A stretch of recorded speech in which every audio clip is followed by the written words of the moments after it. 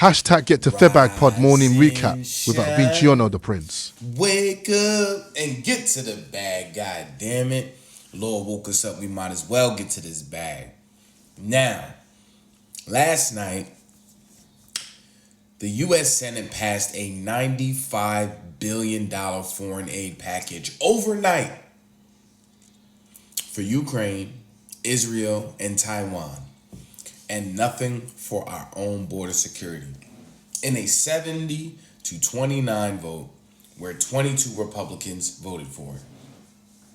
Rhinos, Republican in name only. Now, what can we take from this? Remember the initial border security bill that they put out there and the foreign aid bill was $118 billion, where $90 billion of it went to Ukraine, Israel, and humanitarian efforts in Gaza, and I believe some aid went to people in the Pacific, right? Now, that didn't work because Republicans was like, ain't no way. That was dead on arrival. So what did they do? In the darkness of night, they put together a $95 billion bill. They said, okay, let's separate it and pass a bill where we get what we want for foreign aid and separate it from the border. And that's how you get a $95 billion foreign aid package. Money we don't have. We'll basically be borrowing money to send it overseas. This is madness. This is America last. That's what this is. This is what this is. We're not going to borrow money to fix our border. We're not going to address the border crisis first. No. We're going to put a pin in that, and we're going to send all of these resources overseas. More resources overseas. More resources for failing efforts. The Americans here want peace between Israel and Gaza. They don't want no more fighting. So they don't support that. Aid for that. I know that you got the pro-Palestine people. I know they don't support aid going to Israel. People are fed up with this Ukraine stuff. They don't want to fund that anymore either. The polls say it. The streets say it. And then, just throw Taiwan in there too. This is really America last. I mean, now this bill is very tricky. Okay, and J.D. Vance broke down why this bill is tricky, because what they're doing is the way they pass this bill, there is a fine print in the bill that basically says that if this agreement on aid is not extended to the next administration, then that person can be impeached. Because if you remember, this is how 45 got his impeachment before, by holding aid to Ukraine in his term.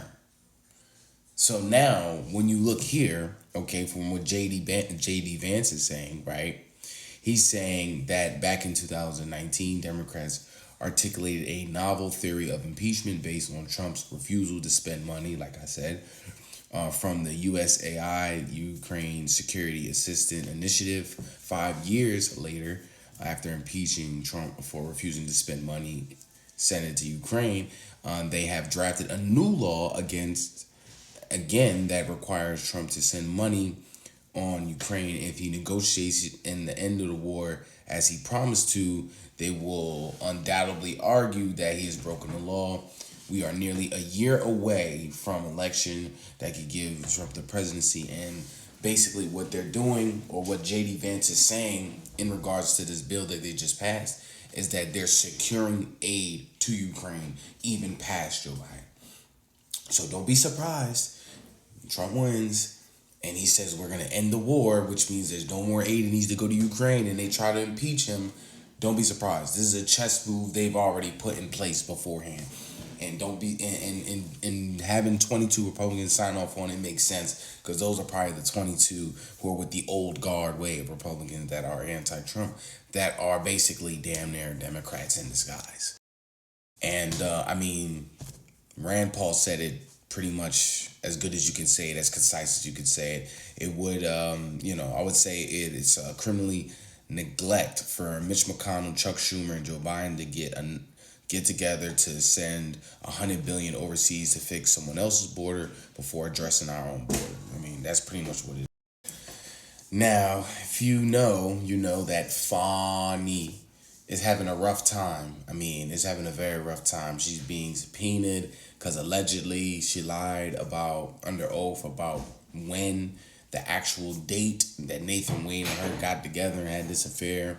So she's had misconduct where there's 7 whistleblowers willing to come forward to talk about funds being used improperly. She's cooked. That RICO's probably cooked. At the very least, it's going to be pushed back. But the fact that he plans to go to the misconduct allegations hearing, I mean, come on, man. They brought this upon themselves. They opened Pandora's box, and basically, this is what you have.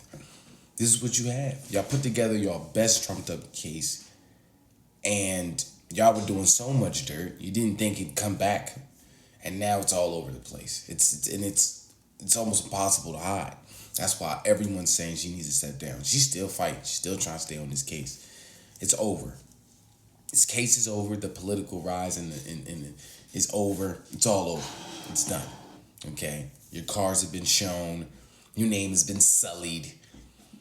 Ain't no coming back from it. It just really ain't. The best thing you can do is just bow out gracefully, and maybe there'll be a future on the back end. But it's too much working against you now. It's too much. If it's not this, it's that. If it's not that, it's this. It's wild. But another win for 4-5. I mean, how things cannot go your way and go your way the same exact time, it baffles me. It really does.